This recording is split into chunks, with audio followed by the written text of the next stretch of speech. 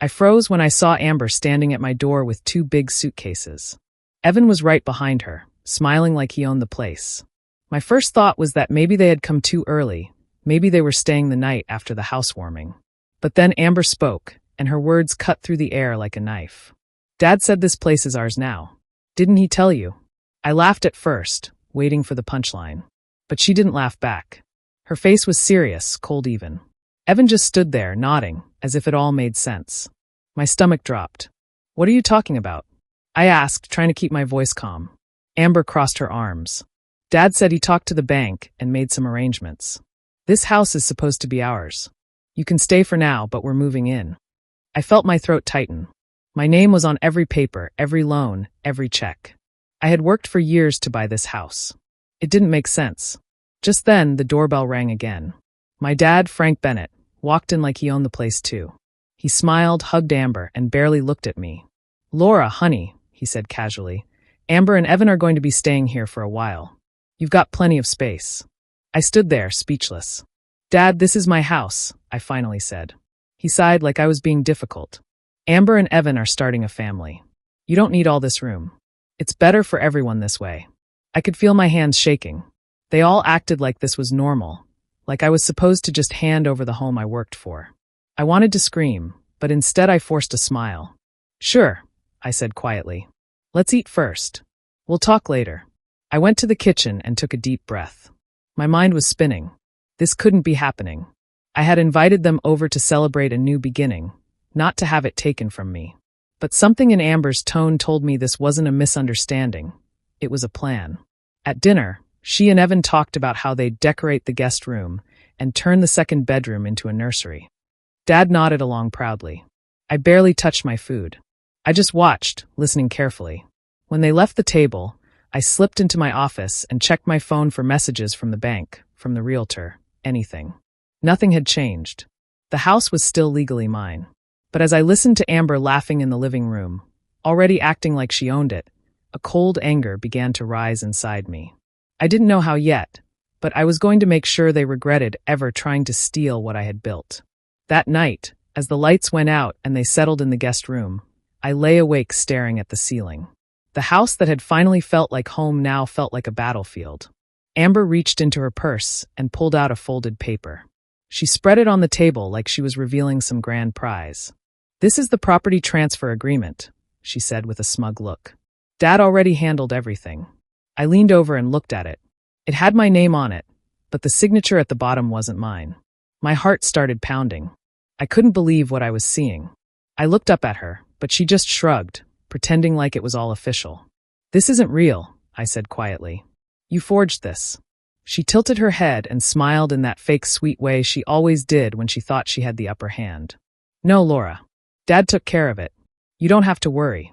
Before I could even respond, the door opened, and my dad walked in, grinning like nothing was wrong. He carried a bottle of wine and acted like this was just another family dinner. "There's my girls," he said cheerfully. "Let's eat before the food gets cold." I was too stunned to move. "Dad," I said finally, "Amber just told me you gave her this house." He didn't even blink. "Well, yeah," he said casually like it was no big deal. "They're starting a family soon. They need the space more than you do." For a moment, I couldn't speak. My chest felt tight. I looked at him, waiting for him to realize how wrong that sounded. But he just sat down, poured himself a glass of wine, and asked Evan about his job. I felt my hands shaking under the table. I had worked years for this house, late nights, skipped vacations, every bonus check put into savings. And now my own father was acting like I should just hand it over. "Dad, you can't just give away something that doesn't belong to you," I said firmly. "The house is in my name." He gave a small laugh, the kind that made me feel like a child again. "We're family, Laura. Don't make this difficult. You have no kids, no husband. It makes more sense for them to live here." Amber leaned back in her chair, a smirk spreading across her face. "Dad already talked to the bank.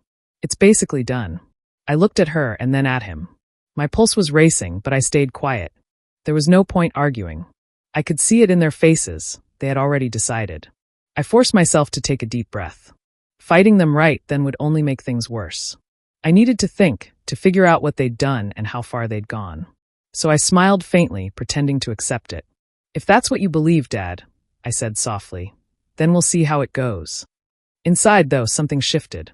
The shock was still there, but beneath it was a slow, burning anger. They thought I would just roll over. They had no idea who they were dealing with.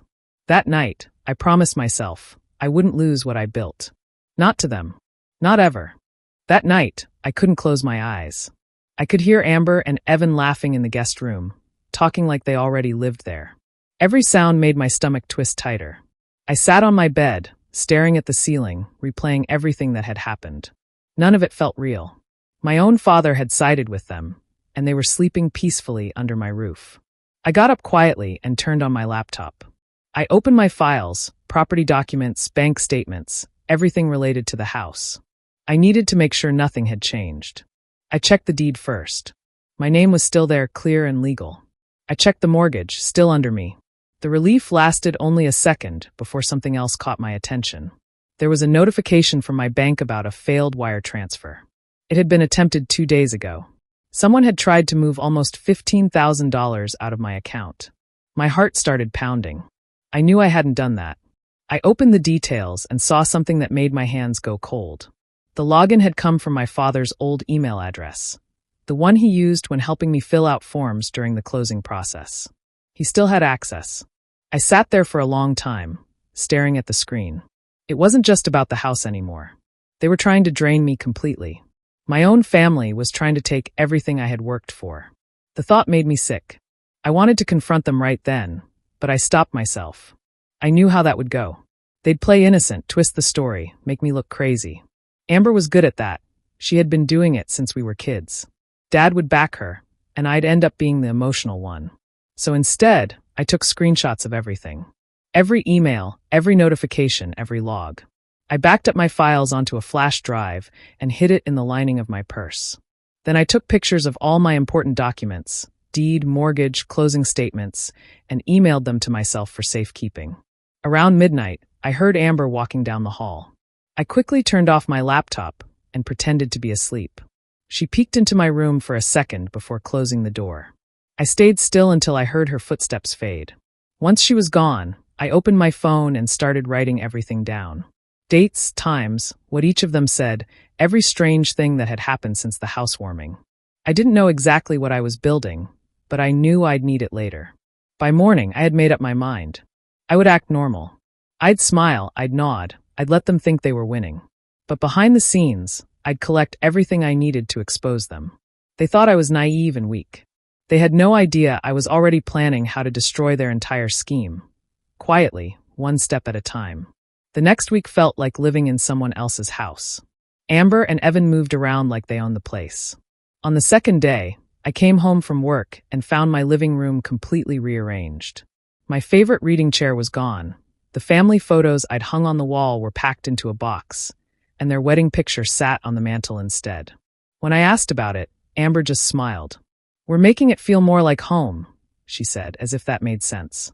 I bit my tongue and forced a small nod. I needed them to think I didn't care. 2 days later, I woke up to voices outside. I looked out the window and saw Amber and Evan giving a house tour to our neighbors. "We just bought the place from my sister," Amber was saying proudly. "Dad helped us make it official." My neighbors waved at me awkwardly when they saw me watching. I smiled back, pretending everything was fine. Inside, I was shaking. That afternoon, my dad showed up again. He didn't even greet me. He went straight to the kitchen, kissed Amber on the cheek, and asked Evan if they needed any help settling in. I stood there invisible, like I was a guest in my own home. When I tried to speak, he cut me off. "Laura, don't start.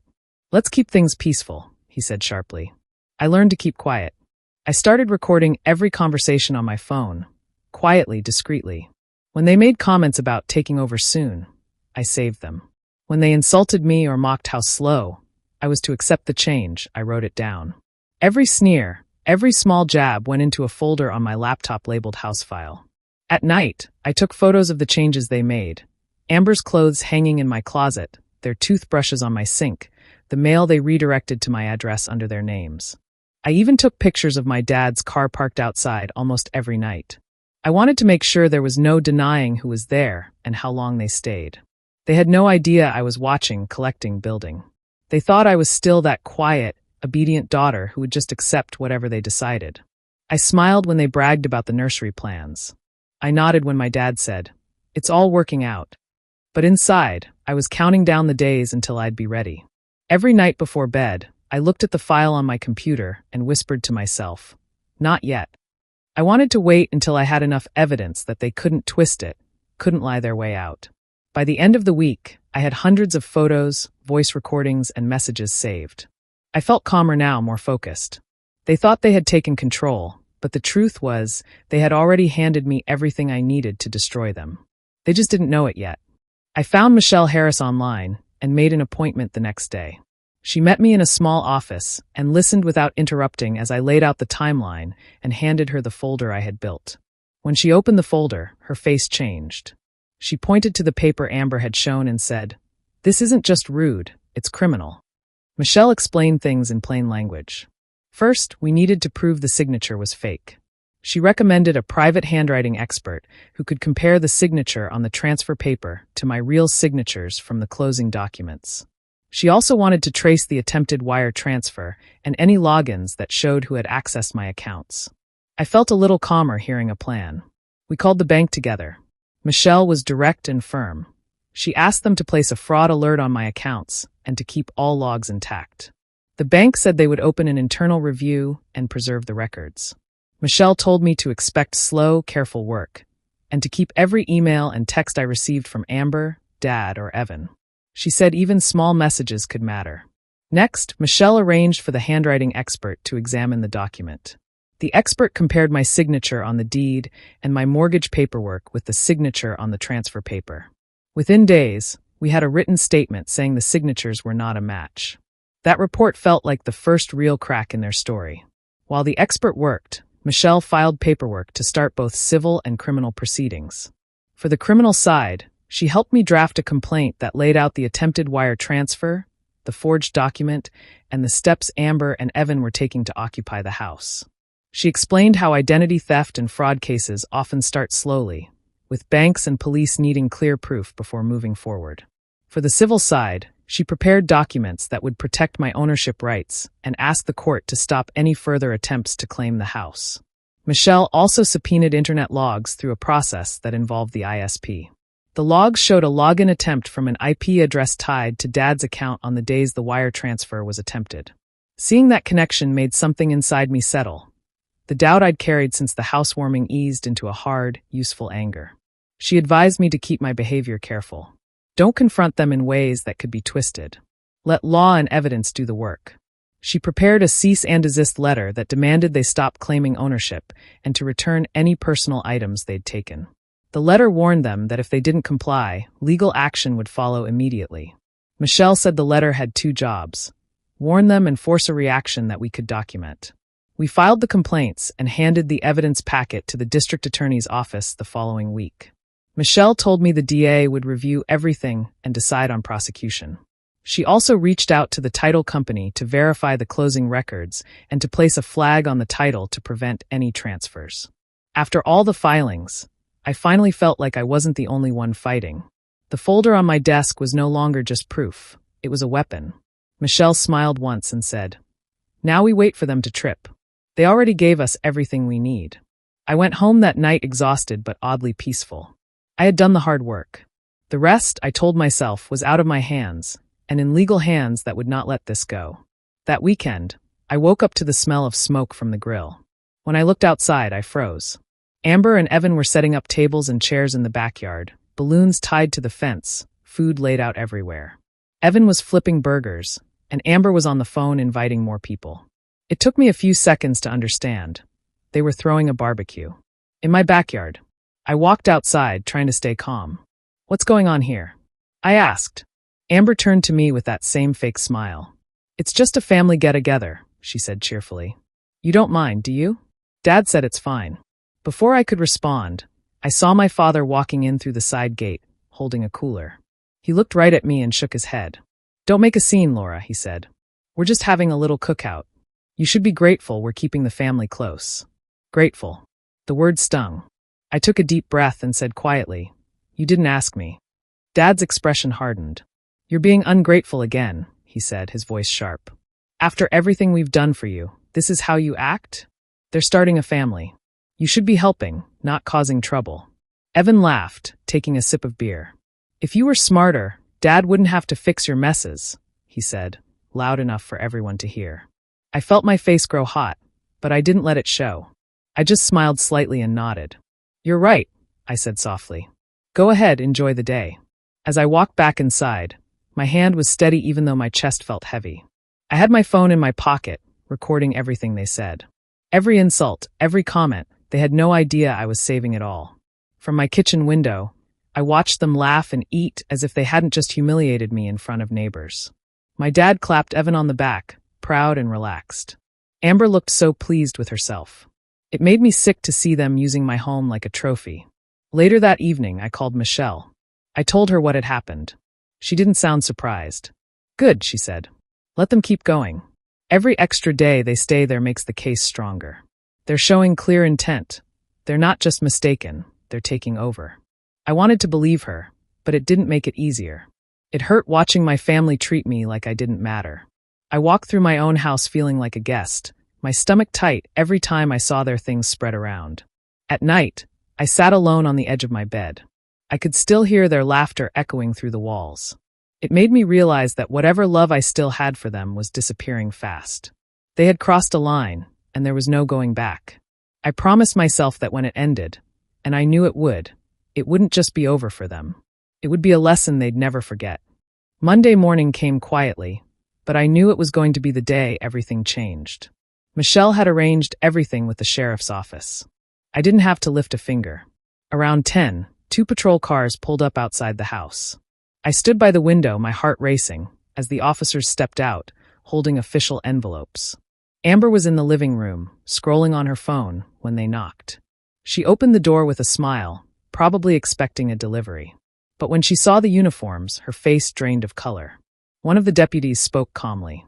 "Mrs. Evans?" he asked, reading from a paper. "We're here to serve an eviction and fraud notice for this property." Amber blinked, confused. "Eviction? There's been a mistake," she stammered. "This house belongs to my family." I walked into the hallway, staying quiet but close enough to hear. The deputy handed her the papers. "This property is legally owned by Laura Bennett," he said.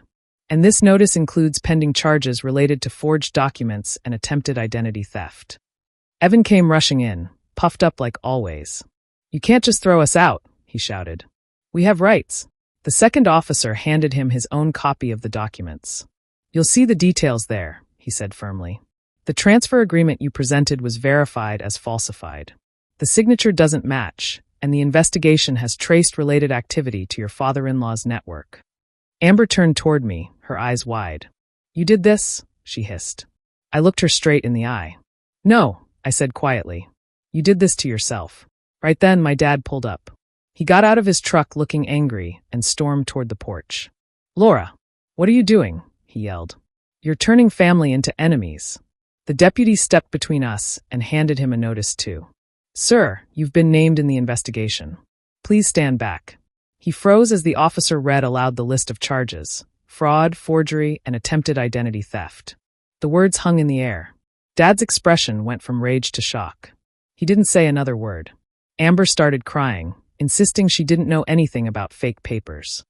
Evan tried to talk over her, blaming my dad. But the officers didn't care who started it. They just told them to pack their belongings immediately. Neighbors started coming out of their houses, whispering as they watched. The same people Amber had bragged to just days ago were now seeing her escorted off my porch by deputies. It was quiet except for the sound of boxes being dragged out the door. They didn't look at me when they left. Amber's face was red and streaked with tears, and Evan's jaw was tight with anger. My dad didn't even try to meet my eyes. He just walked to his truck, silent, and drove away. When the last box was loaded, the deputies changed the locks and handed me the keys. One of them nodded and said, "It's over, ma'am." I stood there for a long time after they were gone, the house finally quiet again. For the first time in weeks, I could breathe. It wasn't joy I felt, just relief and a heavy kind of sadness. They had taken every chance to do the right thing and threw it away. But as the sun set that evening, I realized something. I hadn't just gotten my house back. I had taken back my peace, and they had lost the one thing they thought they controlled, me. After they were gone, the silence in my house felt strange. For weeks, I had lived on edge, afraid of what they might do next. Now there was only quiet. The first thing I did was change every lock, including the garage and back gate. Then I called my service providers and changed my phone number. I didn't want any calls, texts, or accidental visits. I took a week off work, telling my boss I needed time to sort through personal matters. I spent those days cleaning every corner of the house. It wasn't just about dust or clutter. It was about taking back control of my space. I boxed up everything they'd touched and threw most of it away. By the end of the week, the house finally felt like mine again. Meanwhile, Michelle had already filed the official charges.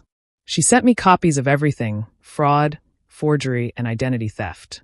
The documents looked cold and professional, but to me, they were proof that I hadn't imagined any of it. My father's bank account was flagged by investigators for attempted unauthorized transfers. The same man who had once helped me with the down payment had tried to drain my savings behind my back. News spread quickly through the family. I wasn't surprised when Amber started calling relatives, crying and saying I had turned against my own father. Evan sent messages too, pretending to be hurt and misunderstood. But Michelle had already built a thick folder of proof, emails, IP logs, and signed statements from the bank. The truth didn't need defending. It spoke for itself. Some relatives reached out to me, asking if it was true. I didn't argue or explain much. I just told them to wait for the case records. A few days later, when everything became public, the calls stopped. The story they tried to spin fell apart the moment the evidence came out. Then one evening, my phone rang. It was a new number, but I recognized the voice immediately. My father. His tone was soft, broken. Nothing like the man who used to raise his voice at me. "Laura, please," he said, his words trembling. "I made a mistake. I just wanted to help Amber. Drop the charges. Don't destroy the family." I sat in silence for a moment. I thought about all the nights I had spent crying in my own house while he looked the other way. About how easily he'd tried to take everything from me. Finally, I said calmly, "You didn't think twice before trying to ruin me. Now I'm just returning the favor, with the truth." There was silence on the line. I heard him exhale, and then he hung up. I didn't feel guilt. I felt closure. After that, I blocked the number. The case moved forward on its own. I didn't need revenge anymore. The truth was enough. And for the first time in a long while, I felt safe. My home was truly mine again, and I finally understood that protecting my peace didn't make me cruel. It made me free. Over the next few months, everything started to fall apart for them. Amber and Evan were forced to move out of the fancy apartment they used to brag about. With the fraud investigation hanging over them, no one wanted to be associated with their names. Evan lost his job first. His company didn't want the bad publicity. Then Amber's employer quietly let her go too. They ended up renting a small, rundown place on the edge of town. I didn't gloat or post about it. I didn't need to. Karma was already doing its work. Every choice they made had finally caught up with them. Frank wasn't spared either. His retirement fund, the one he had bragged about since I was a kid, was frozen when investigators found irregular transfers connected to the forged documents. He called a few more times, leaving voicemails asking for forgiveness, but I never replied. For once, he had to live with the consequences of his own actions. Meanwhile, my life slowly returned to normal. I worked with Michelle to finalize the case, and eventually, I won full restitution. The property, the funds, and even legal fees were all secured in my favor. It wasn't about the money anymore. It was about justice. But the house, it no longer felt like home. Every wall had memories of those tense days, their voices, their laughter as they plotted behind my back. No matter how much I cleaned or redecorated, the house still carried the weight of betrayal. One evening, after standing in the living room for a long time, I made my decision. 6 months later, I sold the house. Not because I needed to, but because I wanted a new beginning, a place untouched by the past. A young couple bought it, full of dreams and excitement. Seeing their joy reminded me of how I once felt before everything happened. On the day I moved out, I walked through each room one last time. The sunlight came through the same window where I used to sit, drinking coffee and wondering what would happen next. I smiled for the first time in months, realizing I had survived it all. Before I locked the door for the final time, I left a short note on the kitchen counter. It said, "This house never belonged to you, but the lesson will." I didn't sign it. I didn't need to. As I drove away, I didn't look back. The house disappeared in the rearview mirror, and with it, the pain of everything they tried to take from me. I had lost family, yes, but I had gained peace, strength, and the knowledge that no one could ever use love as a weapon against me again. The past was behind me now. Ahead of me was a new life, one built on my own terms, with no apologies and no shadows. A year later, my life looks completely different. I now live in Denver, in a quiet townhouse that feels warm and peaceful. The mornings are calm, the streets are lined with trees, and for the first time in a long while, I wake up without that tight feeling in my chest. My golden retriever, Max, greets me every day with his wagging tail, reminding me that love can be simple and pure. Starting over wasn't easy. After selling the old house, I moved with just a few boxes and a heart that still felt bruised. But slowly, day by day, I built something new. I focused on my work, made new friends, and created a space that truly felt like mine. There are plants by the window, books on every shelf, and laughter instead of tension. It's quiet, but it's the kind of quiet that feels safe, not lonely. Sometimes, when I sit on the porch in the evenings, I think back to everything that happened. I still find it hard to believe that my own family, my father and sister, could turn against me so easily. The memory of that night, when they arrived with their suitcases and fake documents, still flashes in my mind from time to time. But it doesn't hurt the way it used to. Now, it just feels distant, like something that happened to someone else. People often say time heals everything. I don't think that's completely true. Time doesn't erase betrayal. It just helps you see it more clearly. I no longer look for explanations or apologies. I understand now that some people are driven by greed and entitlement, and nothing you do will ever make them see how wrong they are. What matters is how you choose to respond. My peace became my revenge. Not through anger or payback, but by living well, by being free from the chaos they tried to drag me into. I used to think revenge meant seeing them suffer. Now I know it simply means refusing to let them control a single piece of your life anymore. I've learned that family isn't just about who shares your DNA. It's about who shows up for you with honesty, kindness, and respect.